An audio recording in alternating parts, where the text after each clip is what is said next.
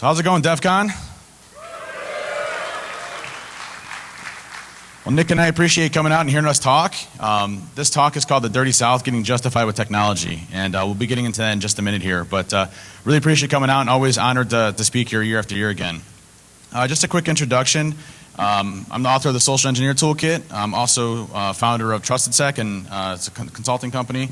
And co-author of the Metasploit the Penetration Testers book, and also been presenting at Black Hat and DefCon for a number of years, and one of the co-founders of DerbyCon. So, appreciate again coming up on stage and talking. All right, I am Nick, and I can see that the slide has been modified slightly. Thank you, Dave. I also work for TrustedSec, senior security consultant with Dave. It's been awesome working with him. Pen tester, breaker of things, and yes, I am wearing one right now. DerbyCon co-organizer, head of security there. I'm also a team member of social-engineer.org. We're doing the SECTF down in Palma. Come down and visit at some point. Not now, because you're here. B-Sides LV and Delaware Slave, and I haven't wrote a book, but I've read some. So the intro to this talk is, literally if you look at kind of the evolution of security and where we're at today and why we're all here today, it's changed a lot. And so what we're going to do is we're going to kind of go through the evolution of security and where we're at today, and then from there we're just going to break some stuff and get a whole bunch of shells and do a bunch of other things, okay? So we're going to do some 3 major demos. I have one big surprise for everybody here, which will be, I'm always full of surprises. So every time you come to my talk, you should expect something new. But Nick and I are basically going to be going through the evolution of security and really where we're at today. And if you look at where we're at today, we continue to get new technology that's trying to strengthen and protect against hackers, right? So, advanced persistent threat and all of these other things that we hear out there to try to protect against, which is funny, right? But this technology is, becoming more and more complex and introducing more and more complexity, and we're spending millions and millions of dollars on this type of stuff to try to protect us. And so today we're going to try to break it all. Sound good? All right. So the way that we structured this was an AA meeting. So first we need to realize that we all have a problem, right? So hi, I'm Dave. Hi, I'm Nick. And welcome. We've been sober from buying technology for about 2 years now, but believe me, we get tempted every single time. And when we see that big blinky ass box that does some cool stuff that we have no idea what it does behind the scenes, we want to buy and spend $1 million on it, trust me. So the way that we structure this is really trying to break you down into a reality that what this stuff really does, what it really stops us against, and then really start to build us up on really what we need to do to fix all this stuff. Because, I see security either going this way or going this way. And you know what? Either way is going to be interesting and fun and exciting. But we need to break you down first to realize where we're kind of at. And so if anybody's drinking a beer, please drink one right now for me. Because it's not really AA, it's for technology. So anyways. So just a warning, we're going to try to walk through every single technology that we know of that most corporations implement. All right? But before we do that, we're going to get kind of into the history of security and why we're kind of in this vicious cycle of continually investing in different types of technology. And then from there, we'll start to actually go and attack them all. Sound good? All right. Awesome. Nick? All right, so basically, history of security in brief. So we have technology for about a century, so some type of technology. First, the question is, why? Why do we need security for this? Well, someone breaks something. It's like, oh, okay. I see why we need security. And then they say, oh, here you go. This will fix it. And then it breaks again. 5 minutes, 5 years, whatever, breaks. Oh, wait, my bad. I can fix that. No problem. Rinse, repeat. It's an endless loop of, it's endless cycle, really. Nice. So I thought there was a really interesting story about this, the inventor Marconi. In 1903, his so-called secure wireless telegraph system was being tested. And it was touted as the most secure communication at the time. So a magician by the name of Neville Mascalini decided, you know what, I'm going to prove him wrong. So what he did was he hijacked the presentation and sent his own little message through. And if you know Morse code, that's actually lulls in Morse code.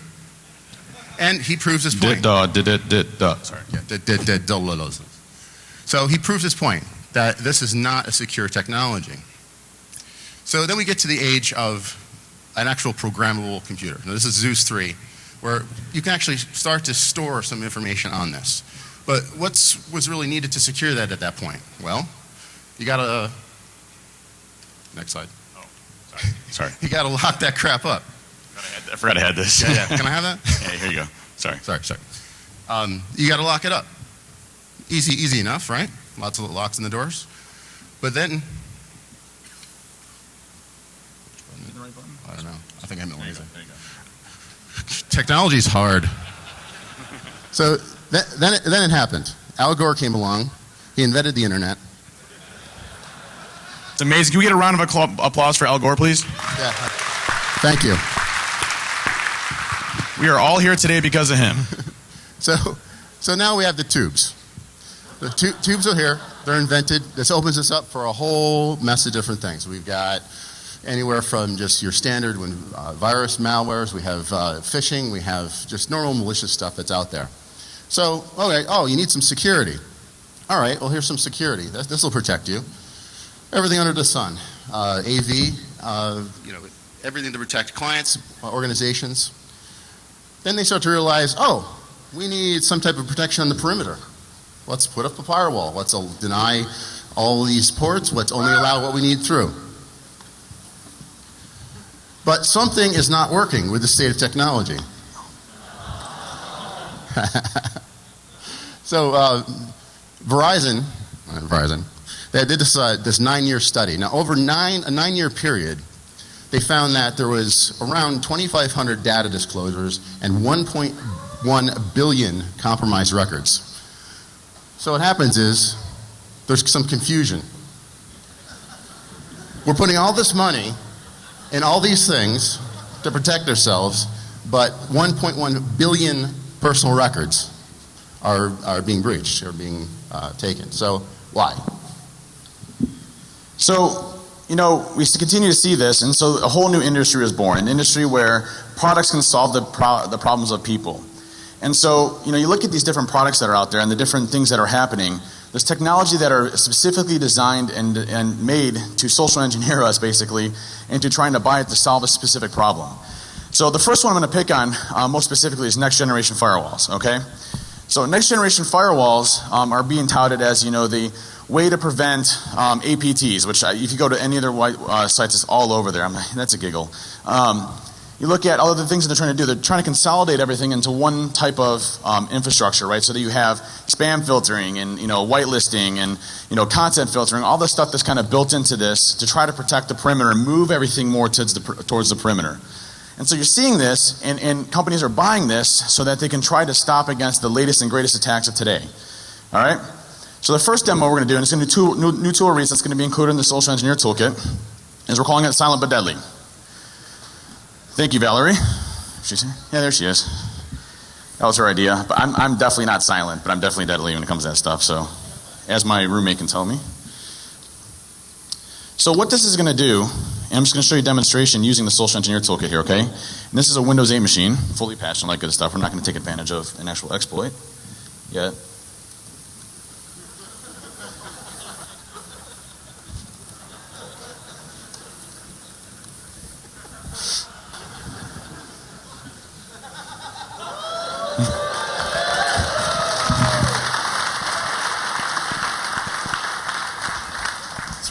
That's right.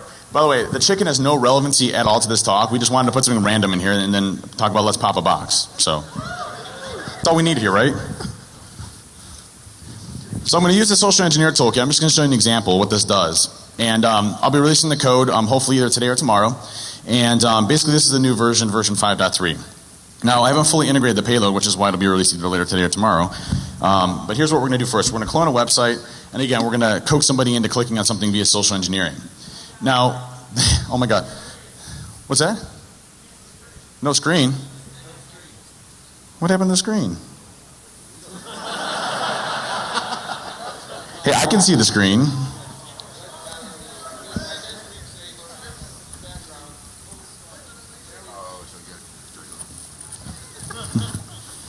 Can everybody see the screen now?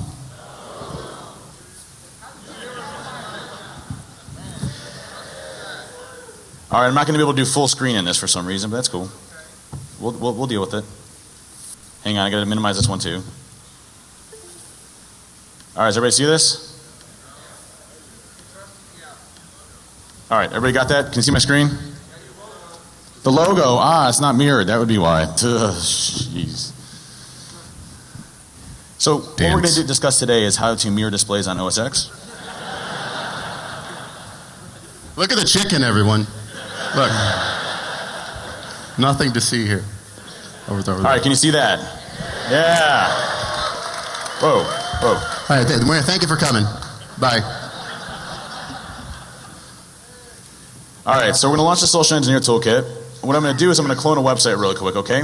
Now, this is a new payload that I developed. I don't know if you know this or not, but a lot of the new next-gen firewalls are actually doing behavioral analysis on the network side, which means that they're protocol aware. So they can see protocols that are going back and forth, all that good stuff, and they can flag on things that aren't necessarily protocol specific, okay? So, me, loving Metasploit and Interpreter and everything else, I wanted to figure out a way that to develop something that would never, ever, ever in any way, shape, or form be detected again, okay? So that's usually what I go for. So, I'll grab my IP address here really quick to clone it. I'm actually going to change it real quick.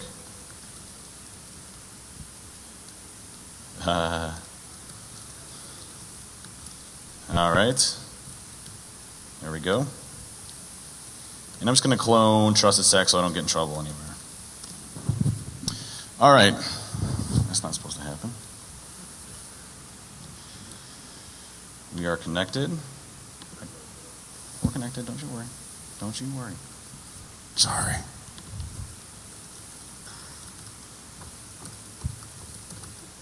Stop it. There we go, we're good. That's right. Even hits the best of us, man. All right, so we're going to clone TrustedSec.com. Now what I'm going to do is I'm going to import my own payload, all right? And this is the code that's going to be released here. And the code itself is going to be public, but it's basically Python, and then it's wrapped in an executable, okay?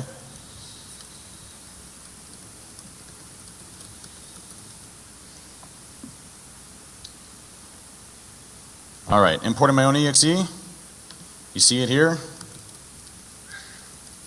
See that?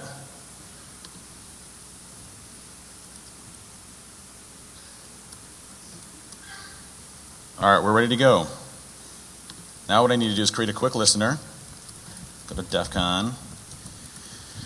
Now what this is going to do is we're going to do a social engineering guide, but this is anything from a post-exploitation standpoint, right? So we're going to hack a company, and you're actually going to see that live here in a minute. We're going to hack a company, it's going to come back to us, and what's going to happen is we're going to shoot an interpreter in memory in an AES 256 encrypted bubble. We're going to wrap that around SSH, and then we're going to create a polymorphic tunnel over HTTP. Okay? Sound pretty cool? RFC compliant HTTP.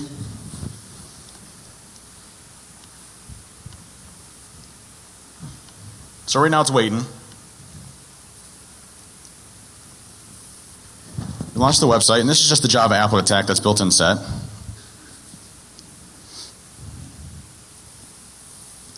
So we go ahead and hit run. By the way, please don't report that I have a valid certificate. That's verified publisher. I forgot about that. So we should see here in a second, we get a response back. If everything went properly. There it goes. Notice encrypted tunnel identified, sending challenge to verify, making sure it's the right session. What it's going to do is it's going to create an SSH tunnel over HTTP for us. It's going to then send the interpreter shell via second stage over our local host over to the victim machine, and then we have a full shell running through the network over native HTTP. Yeah.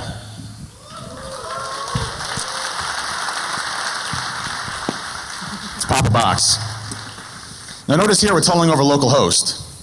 So it's actually running through our local host environments over SSH, over HTTP, and then what it does is it actually chunks it up every single time it does any type of get or post request. So it's a little slow, but it actually chunks it up different every time and changes the behavior and patterns every single time. So every single packet that you send is going to be completely different over HTTP. All right? Figured I'd stop it.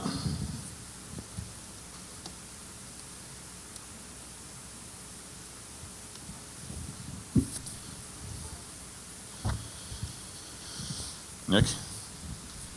I think I'm up now. Yep, good, good.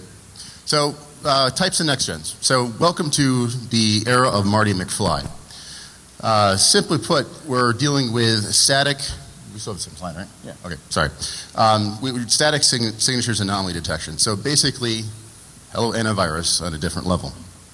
Yeah, and if you look at this, what we started doing an analysis on a lot of the next-gen firewalls is their behavioral analysis really dealt with a lot of signature-based detection with some minor modifications or changes based on what type of payload. Like, for example, a lot of the next-gen firewalls will flag on a second-stage interpreter, but if you change that and modify in any way, shape, or form, just a little tiny bit, it allows you to get around it and still exfiltrate out over those protocols, whether it's HTTP or anything else.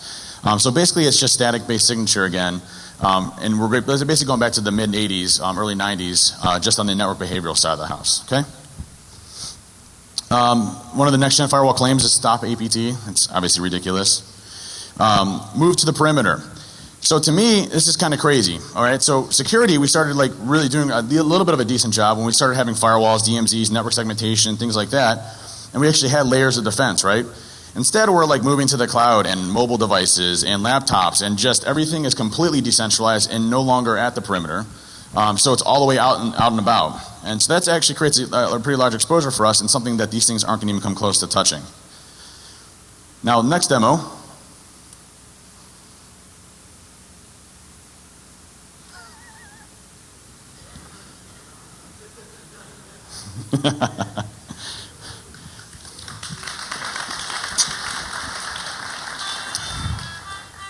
Oh, that's awesome.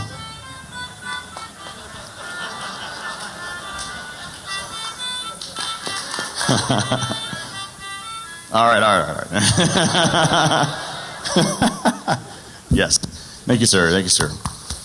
We ran into a customer recently where they were basically, and I don't know how you manage this, but basically they were doing whitelisting of only websites that they actually legitimately allowed. And so a lot of them still use social media as an allowed exceptions, but regardless, this is just anything that you can use that allows you to put information to something that's whitelisted. Now, what we're going to be releasing is a new tool that allows a framework for that, that allows you to just basically insert a website that may be whitelisted, that's public, that's used all the time, and then you can use it as an intermediary for encrypted protocol traffic over HTTP as a thing in the middle. So, what we're going to do here is just to show you an example. That's not an example.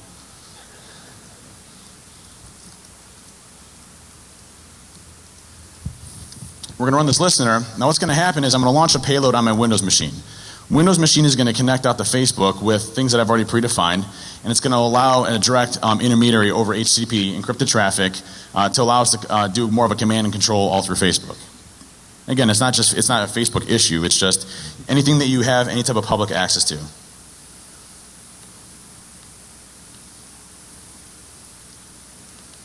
So it's going to inject into there. We get our shell. Now, it's really quick, it's fast, because we're continuously monitoring any major modifications based off of the notification system, which is nice. Now, as soon as I type in something like ipconfig, it takes a second because I have to post it, then read it back in, execute the command, post it back up with the data, so it's a little bit of a lag.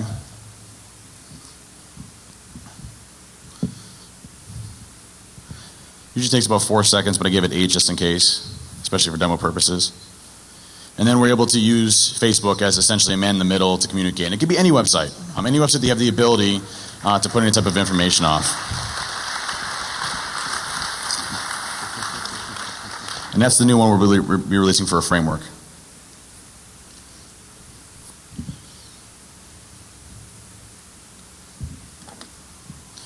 All right, so the next one's my favorite. This is the best demo. This is the kind of the pinnacle, okay? So we're going to go through a bunch of different technologies, everything that we use for corporations, and then from there we're going to kind of expand on it and see what we can actually do, okay? So behavior analysis. The best, let's say, we can liken this to the FBI and their behavioral analysis unit. They base their profiles on behavior, and that's exactly what behavior analysis does. But the problem is people can change their behavior, and so can the attacks, the malware, everything that the attack is actually based on can be changed. So we estimate about 30 seconds for this to be bypassed. And we're going to demo how that's going to be done. Application whitelisting. Really a pain in the butt to manage, especially in large corporations, but a lot of companies are moving towards that because you get to more of a trusted model where you only allow whitelisted applications. That's all fine and dandy, but all the whitelisted applications we use as an exploit playfield, so it doesn't really do much good. So we're going to use that as well, okay? Antivirus, we really don't need a slide on that, but I just kind of put it in there. Filler. Just like do anything and it's good. So here we go. Monitoring and detection could be a good concept, right? Because we want to detect these attacks. Most companies outsource them to MSSPs, right? Who have no idea what their network is, anything about their data, and they're looking for port scans. Sounds good. That's our monitoring and detection. Content filtering works awesome. No, it does not. It does not work at all. Because why? We can change the content. Exactly. That's all I got to say about that. So is everybody ready for one of the most epic demos ever? This is one of the most epic demos ever.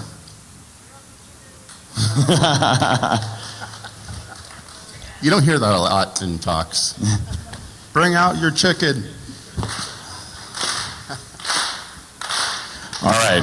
So what we're going to do here, and this could go horribly wrong or it can go horribly right, okay? I've actually got a customer who said that he would let us social engineer somebody on stage, real time, and I can't think of anybody else better to do it than one of my good friends, Kevin Mitnick, up here.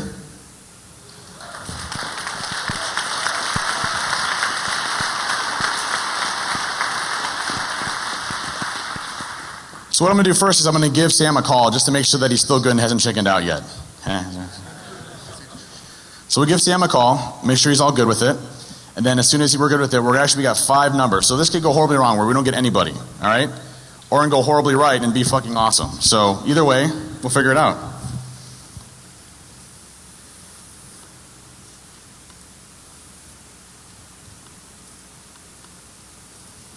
So hopefully you don't see this right now, so that's fine.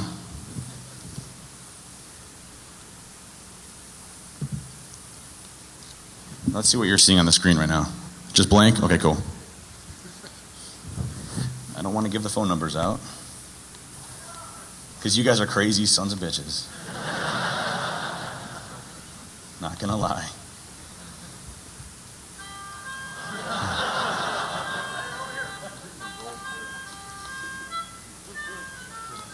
So give us 1 second here to set this up.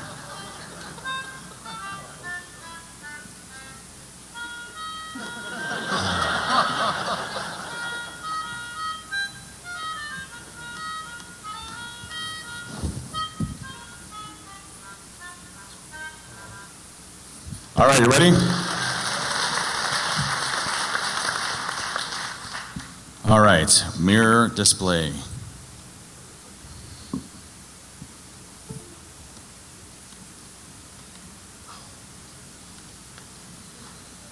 Yes, I have live shell windows up. All right, let's give him a call. Oh. So can everybody see the screen with the shells up? Yep, good. All right, let's do this.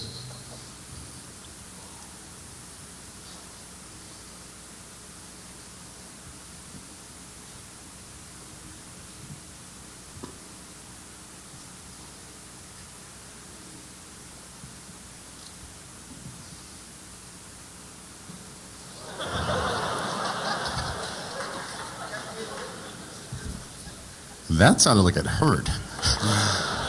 See, Paul, that's how you roll a t-shirt. You got to put a rock inside of it. The Browns are recruiting. We still have them?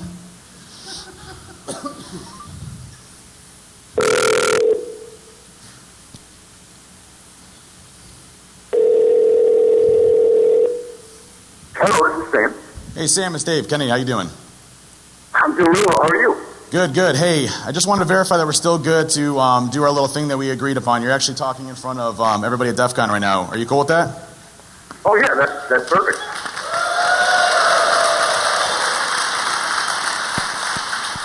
All right, listen, we're going to try to keep the company name out as much as possible. I'm going to expect the audience to be very tame and not start tweeting about the company unless, in fact, if they accidentally say their name on the phone or something like that. Is that okay? Is that good with everybody? That's perfect. All right. All right, just a couple questions real quick. And again, we're not going to use any of this for our attack. We just want to see what type of technologies you have in place, okay? So first of all, are you using some sort of next-gen firewall that's one of the top providers out there? Yes, that's right. All right. Are you using any type of whitelisting technology? Yes, we are. Do you do egress filtering? Yes.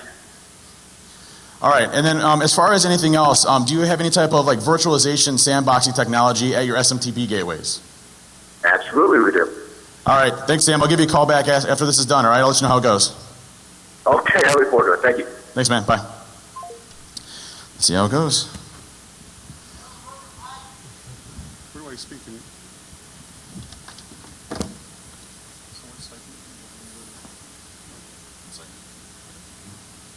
Hold on while I enter my password in here really quick here.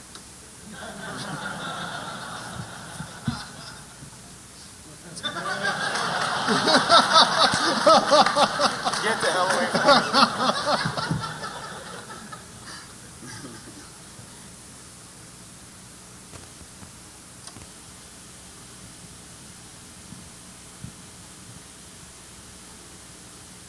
All right, everybody see that?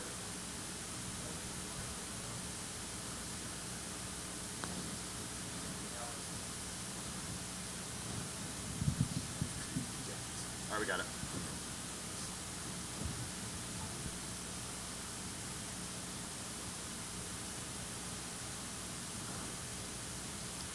You're bringing some conspiracies over there. Quite close to it.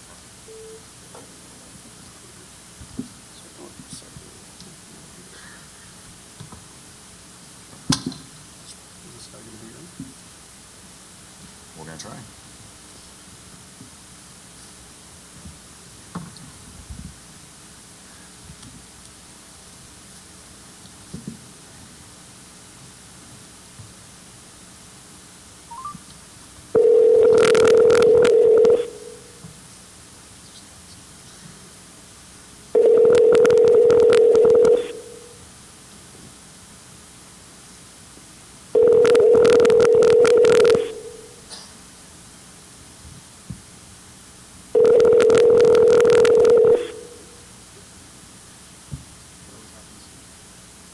I appreciate it. We got 3 more to go, so bear with us, all right? Let's try. We're going to keep trying through until we get it.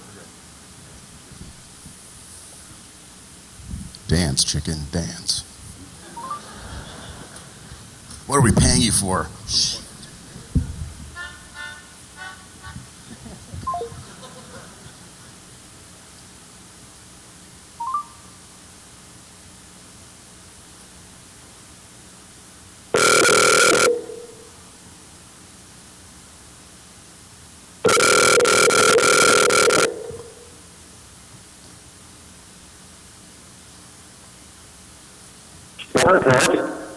Yes, may I speak to James, please?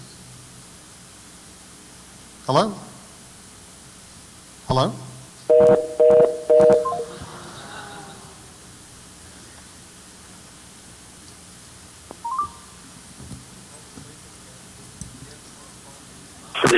Leave a message. Wrong number.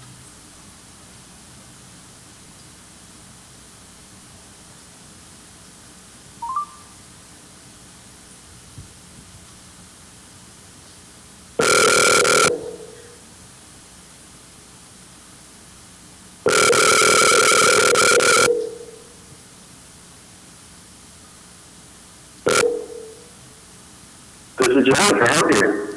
Yeah, James? Hello, James? James, can you hear me?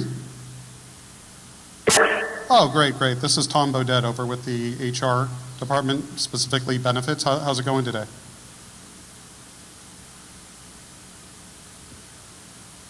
Hello? Can you hear me? All right, talking to them over here. Okay. I'm sorry, I'm having issues with my phone. Is this James? Yes. Oh, great, great, great. This is Tom Bodette. I'm over with HR. I work specifically in benefits. And we sent you over a form about a week ago on our benefits privacy form. Did you actually receive it? I don't remember seeing it. You don't. Well, unfortunately, I'm calling several people. You're the 8th person I'm talking to today. We must have had an issue getting them out. And we have to send you this form because legal is requiring that you accept a new policy. It's part of a legal requirement to continue receiving benefits. So it's kind of important, and we need to get this done today. It's Friday. And do you have a moment? Do you have a fax machine, or do you have a computer handy? Or better yet, are you near your PC? I'm at my computer. Do you have a moment? Sure. Okay, great. If you could open up a browser, like, do you use Internet Explorer or Firefox? Yeah, we have Internet Explorer. Okay, if you can go ahead and open it up for me. Okay. And what we're going to do is I'm just going to have you accept the new policy over your computer, so you don't have to go ahead and fax it to us. It makes it easier and quick, so you don't have to fill out a form. Sounds good. Okay, tell me when you're ready. I'm ready. Okay, if you can go to www.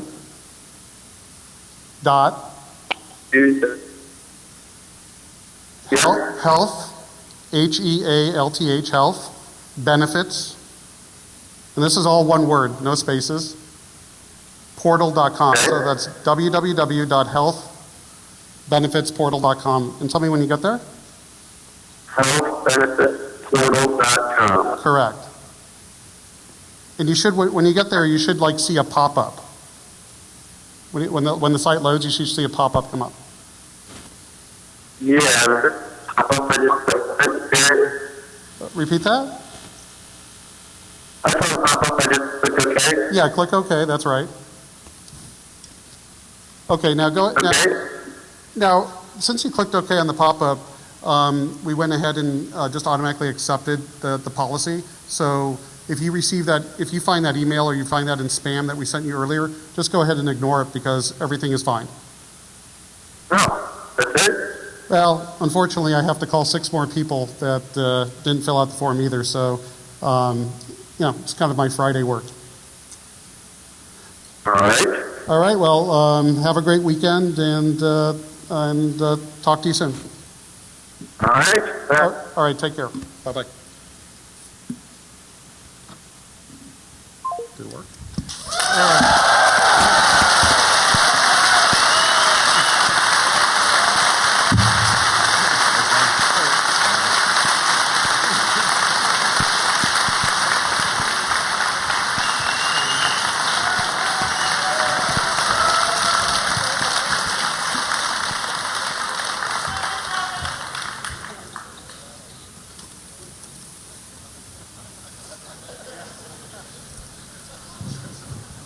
Oh, snap.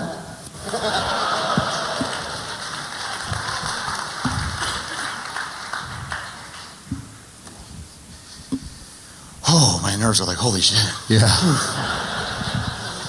Can we just stop there? Well, so you might be wondering why I got multiple shells. Now, the way that this attack works is I love that Windows is end-of-lifing XP. Like, that is the best thing that could have ever happened to us since, ever. Because with Windows Vista and above, we get a thing called PowerShell, right? And PowerShell's whitelisted, right? So what we can do with PowerShell is Matthew Graeber came out with an awesome attack a while back that allows you to basically inject a shellcode straight into memory, all right, through PowerShell natively. Now, I did a talk a couple years back with an individual named Josh Kelly and myself where we presented on how to basically take your malicious code, cast it Unicode, base64 encoded, and then you can get around execution restriction policies. So we don't have to worry about execution restriction policies. That's still the same the case. So in Windows 7, Windows 8, et cetera, we have the ability to directly access memory without ever touching disk on a whitelisted process. Sounds pretty awesome, right? So I recently released what's called a native x86 downgrade attack through PowerShell, which allows you to natively, so if you're on a 64-bit platform or an x86 platform, it doesn't matter. It'll automatically downgrade the process to an x86 process to allow you to inject native 32-bit shellcode into memory to actually execute. So basically we have full execution on all systems through PowerShell no matter what. And as you saw here, we were able to basically circumvent a lot of the different types of technologies out there. And this one was special custom shellcode that basically encrypts the first stage, puts it back, and then you use the Shikata set stage encoding to true to do the second stage that's polymorphic. So it worked out well. And by the way, it's all default and set right now. So you can use this right now in set.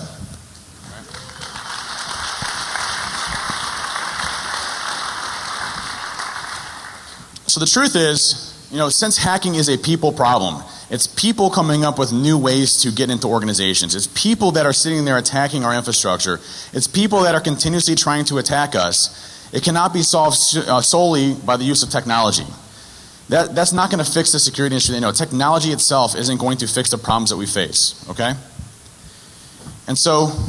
Defense in depth, air quotes, taken way out of context.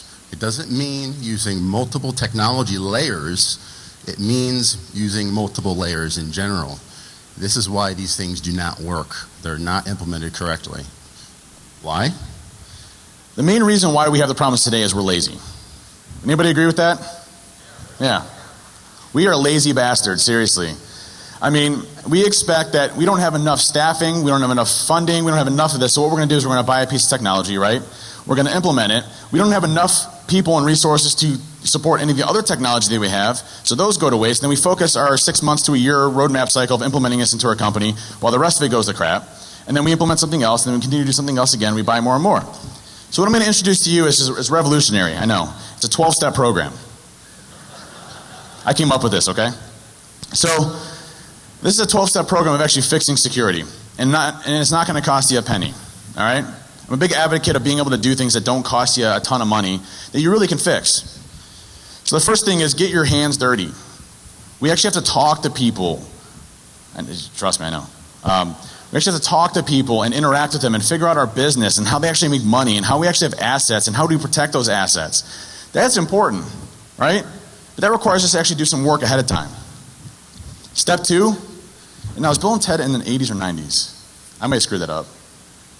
Early 90s, thank you, sir. Thank you. So we're good with that. So getting back to the 90s, all right, I remember sitting there and hearing, hey, here's how you build a firewall, here's how you do egress filtering, here's how you do network segmentation.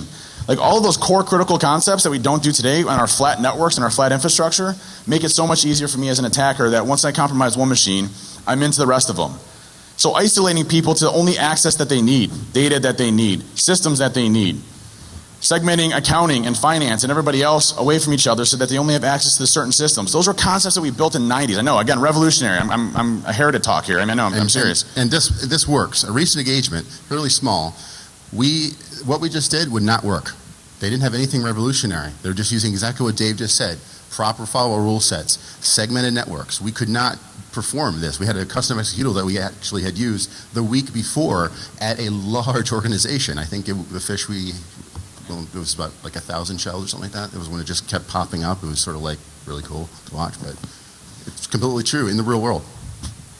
Now, education awareness. Interesting concept. I know, new, revolutionary. We haven't been talking about this a lot. Education awareness, really trying to touch our people because... Bruce and I thought with that... Never mind. We're not going to go into that right now. Bruce Snyder. Anyways, so... Education awareness is a concept to really focus on people, making sure that they understand key concepts, right? We all know that. Making security your friend. People want hugs. There's no question about it, except for Andrew from Maltego. He only gives me one on his birthday every year, but other than that, he wants hugs. But making friends with security, making sure that we're more of an inhibitor of the business versus something else. Step 5 is my favorite, the 1-year challenge. Don't buy a damn thing for an entire year. Not a whole thing, not one thing for a year.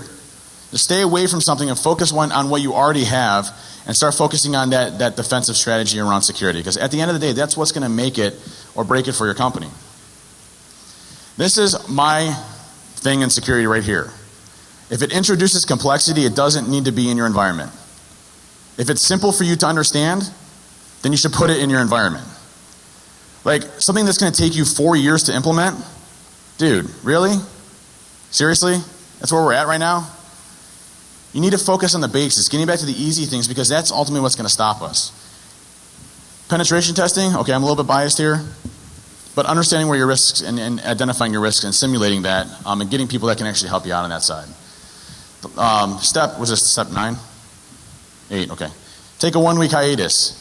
Go get your chi, grab a beer, sit for a week and actually think about what you're actually going to do and how you're going to do it. Because we come into this thing where we're firefighting every single day. And so we don't do anything. We sit there and we firefight. Just take a week back, crack open a beer. I know this is an AE meeting, but it's okay. Crack open a beer and you'll be fine. One book that I have to thank Chris Nickerson for that actually changed my life is called Rework. Read this book. It's one of the most fantastic books, and you apply it to security, it actually really works. It's the guys from 37 Signals that wrote it. It was actually amazing. Step 10, I already talked about this a little bit, but removing complexity from your environment and going back to the basics. Step 11, actually just do it. Don't like pontificate and talk about doing it. Actually go and do it, change it. And lastly, just rinse and repeat. Do the same thing over and over again, you'll be fine. And thanks everybody for your talk, I appreciate it. Thank you very much.